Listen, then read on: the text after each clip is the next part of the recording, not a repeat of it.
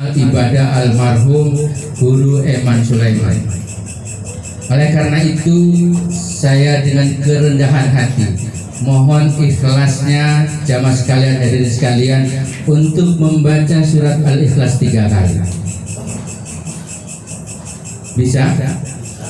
Karena pahalanya membaca Ikhlas 3 kali sama dengan membaca Al-Quran 30 juz. Kalau tadi dikatakan Kiai Toha baca Al-Quran 30 juz berat, baca Al-Ikhlas saja. Ya, saya mohon ikhlasnya baca surat Al-Ikhlas yang pahalanya kita sampaikan untuk almarhum Guru Eman Sulaiman. Bismillahirrahmanirrahim. Mari kita membaca surat Al-Ikhlas 3 kali. A'udzu billahi minasy syaithanir rajim. Bismillahirrahmanirrahim. Qul huwallahu ahad. Allahus samad. Lam yalid wa lam yulad wa lam yakul lahu kufuwan ahad. Bismillahirrahmanirrahim. Qul huwallahu ahad. Allahus samad. Lam yalid wa lam yulad wa lam yakul lahu kufuwan ahad. Bismillahirrahmanirrahim. Qul huwallahu ahad. Allahus samad. Lam yalid wa lam yulad wa lam yakul lahu kufuwan ahad. Terima kasih. Mudah-mudahan apa yang kita baca diterima oleh Allah Subhanahu wa taala sebagai amal baik, dan mudah-mudahan menjadi tambahan amal, tambahan pahala untuk almarhum Guru Eman Sulaiman. Amin ya rabbal alamin. Jemaah sekalian yang dimuliakan Allah Subhanahu wa taala, sedikit saya tambahan aja bahwa kita semua ini pasti nanti akan mati. Betul? Saya ikhlas dan saya rela kalau Bapak Ibu semua yang mati duluan.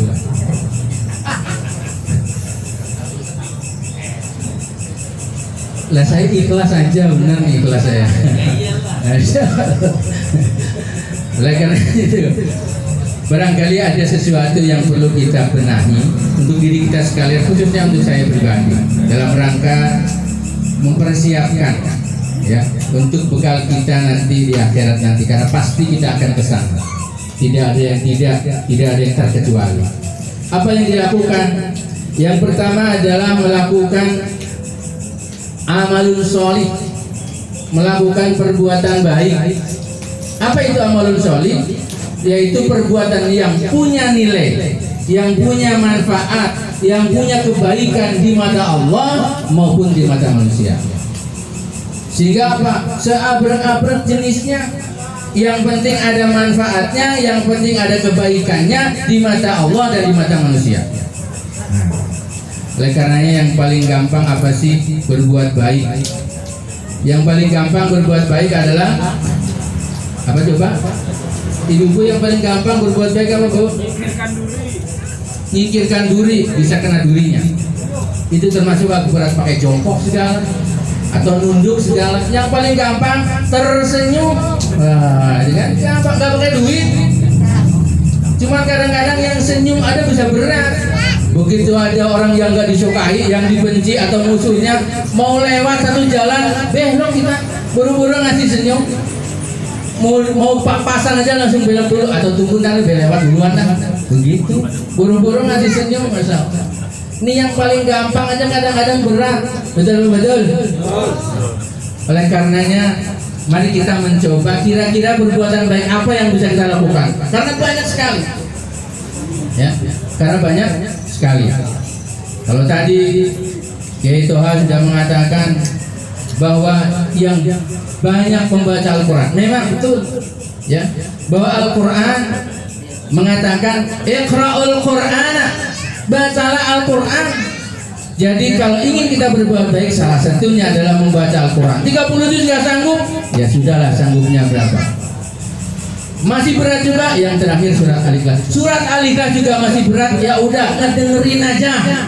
Jadi kalau ada orang baca Quran, dengerin dengan baik, itu juga pahala. Insya Allah. Mohon maaf, begitu mau diri kagak bisa, kenapa? Budak kupingnya. Oh, bagaimana tuh? Ada yang budak kupingnya ya, mau dengerin orang ngaji kagak bisa, budak kupingnya. Ya Allah, kalau memang itu nggak bisa dengerin, mohon maaf, ya sudahlah. Jangan benci dengan orang yang membaca Al-Quran, jangan benci. Masya Allah, ya. Jangan benci dengan orang yang membaca Al-Quran, karena memang dengerin nggak bisa, ya udah jangan benci. Kalau benci juga nggak bisa, Masya Allah, repot ini urusannya, bingung saya ngapain lagi. Jemaah sekalian rahimakumullah, kadang-kadang memang di dalam kehidupan ada saja orang, mohon maaf, sekali lagi mohon maaf, ada orang yang sebenarnya normal telinganya, tapi bisa jadi dia nggak dengar dengan kebaikan. Mohon maaf, sejarah pernah terjadi salah satu, mohon maaf, tetangga saya dulu, dia berangkat haji. Begitu di sana di berangkat haji, saya dapat cerita dari temennya, itu selama 10 hari, mungkin ini yang sudah pernah ke Masjid Madinah atau ke Mekah, di sana banyak yang namanya speaker ya Pak ya, yang sudah ke sana pasti tahu.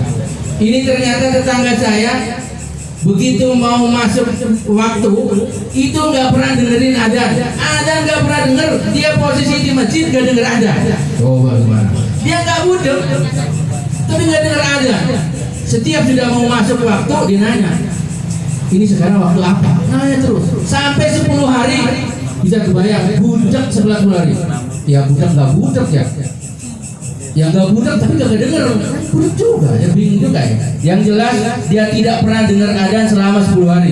Coba, Masya Allah. Akhirnya apa? Diingetin, Abah tolong sholat tobat dulu, minta ampun yang serius, mudah-mudahan bisa dengar.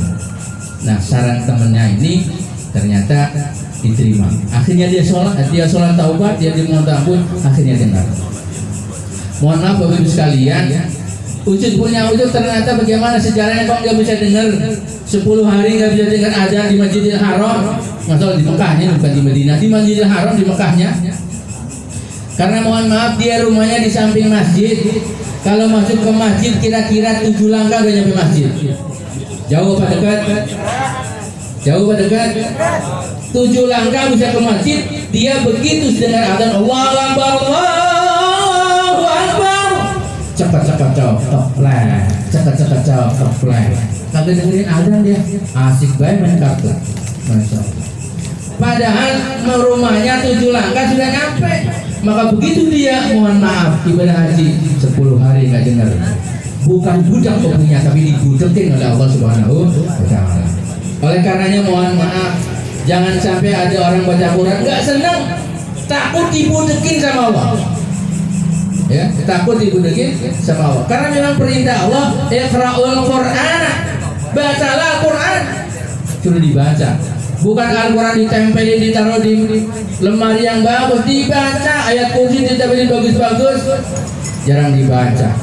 Ya, Masya Allah. Bapak Ibu sekalian yang dimuliakan Allah Subhanahu Wa Taala, itu barangkali sesuatu yang terbaik yang bisa kita lakukan. Di samping memang kadang-kadang ketika kita berbuat baik itu gangguannya seabrek-abrek. Ya, begitu sudah nanti saya habis maghrib saya mau baca Quran. Habis maghrib tahu tuh ada tamu. Begitu mau udah niatin mau habis maghrib mau baca Quran. Tahu tuh ada aja disuruh sama anaknya. Macam-macam. Kadang-kadang cuma baca Quran juga harus punya niatan yang kuat karena memang pahalanya luar biasa. Ya, pahalanya luar biasa. Dan memang wahyu yang pertama kali turun surat iya, lupa baik. Al-Alaq. Bunyi pertama apa? Iqra, baca. Jadi kita memang diperintahkan baca, suruh baca. Apa yang dibaca? Apa saja yang baik-baik baca. Ya, termasuk Al-Quran. Al-Quran jelas diatain Iqra'ul Quran. Surat Al-Isra. Ya. Jadi memang diperintahkan untuk membaca Al-Quran. Ini sebuah kebaikan. Kalau tidak bisa hafal, ya hafalin yang hafal lah. Yang bisa dihafal, jangan sampai nggak punya hafalan. Sebab kalau orang tidak punya hafalan Al-Quran, pasti sholatnya nggak pernah beres. Betul? Maka mulailah dengan membaca Al-Quran. Kalau sulit bagaimana? Kalau berat apa bacaannya masih belum bagus? Nah, ada cara yang terbaik. carilah ustadz atau carilah toko bacaan murotal Al-Quran, surat-surat pendek, setel terus tiap hari, pasti hafal lama-lama. Kagak usah rencanain ngapal, setelin aja tuh loh, minimal dari surat Ad-Duha sampai Al-Nas, setelin aja tiap hari. Itu bukan hanya kita yang hafal, tapi anak cucu kita yang dengar pasti hafal. Kagak usah disuruh ngapal, dia akan dengar dan dia akan hafal sendiri. Saya di rumah ada satu musola, kebetulan pernah saya jadi ketuanya. Saya panggillah merbot, ya. Merbotnya saya kasih perintah, tolong nanti sebelum sholat yang jahar, nanti bisa subuh, bacalah sholawat. Paling tidak satu aja sholawat, maksimal 3 bulan, bacain aja itu. Jangan diganti-ganti, kalau mau ganti setelah 3 bulan, ganti lagi yang kedua. Ternyata setelah bulan, belum sampai 3 bulan, 1 bulan anak-anak yang tadinya cuek bebek jadi apal semua. Dan sekarang merbotnya nggak pernah punya sholawat, anak-anak kecil semua. Karena anak-anak kecil itu seperti itu. Begitu diperdengar pasti kagak usah disuruh apal dewek. Ya, termasuk kita yang sudah umurnya sepuh-sepuh, gak usah niatin ngapalin, tapi setelin dan dengerin aja. Mau dengerin serius nggak serius, lama-lama apa? Kalau anak kecil 1 bulan hafal, ya kita udah tua 3 bulan dah. Kira-kira gitu, ya, Masya Allah. Jemaah sekalian rahimakumullah, bahwa berbuat baik itu menjadi penting. Apa yang bisa kita perbuat baik, ya. Oleh karena sekali lagi membaca Al-Quran mempunyai makna, mempunyai manfaat, mempunyai pahala yang besar. Yang kedua, ada sebuah cerita dari teman saya, kebetulan rumahnya di daerah Tanah Abang. Di Tanah Abang ini kebetulan teman saya Ustadz, bapaknya si Ustadz ini ternyata tukang jualan dawet di wilayah Tanah Abang, ya, jualan dawet. Apa yang dia lakukan? Ternyata ketika kuburannya ini digusur, bapaknya ini yang jualan dawet digusur. Nah, ketika digusur sudah 15 tahun digusur, logikanya 15 tahun kali digusur sudah tinggal tulangnya. Itu udah logikanya udah gitu, ya. Sudah hancur lah pokoknya. Kalau tulang aja masih lumayan, ya, sudah 15 tahun. Oleh karenanya menjadi penting buat kita untuk mendoakan orang tua. Nah, lalu setelah 15 tahun dia karena dibongkar, karena tergusur, dia siapinlah keranjang untuk tulang-tulang, kira-kira gitu. Lalu digalilah kuburnya. Begitu digali, ternyata apa yang terjadi? Ternyata kain kafannya pun masih utuh. Masya Allah, luar biasa. Padahal ini cuma tukang dawet yang kebetulan anaknya satu ustaz, yang lain sih biasa aja, ya. Lalu pertanyaannya, apa yang dilakukan oleh si orang tua ini, si bapak ini? Teman saya mencoba mengkaji, mengarek apa sih dulu kelebihan bapak ini. Karena bapak sih tukang bubur, tukang bedawat, mohon maaf. Itu ternyata masih utuh setelah 15 tahun. Apa ceritanya? Ternyata ketika dia jualan dawet, begitu ada yang beli, dia ladenin. Begitu nggak ada yang jual, nggak ada yang beli, dia masuk ke belakang ngaji, baca Quran. Itu pun sudah tua, mohon maaf, bukan dari kecil, kagak, udah tua, sudah umur lah dia. Tapi begitu berjualan, dia ngaji. Ada yang beli, dia berhenti ngaji. Nggak ada yang beli, dia ngaji lagi. Itu doang. Ternyata setelah 15 tahun masih utuh itu apa namanya, jasadnya, kafannya, dan luar biasa. Itulah barangkali kelebihan-kelebihan yang diberikan oleh orang-orang yang ahli Al-Quran, dan mudah-mudahan kita semua termasuk orang-orang yang ahli Al-Quran. Amin ya rabbal alamin. Mungkin ini aja lah, kelamaan udah malam, mohon maaf kalau ada yang kurangnya, karena saya juga enggak enak.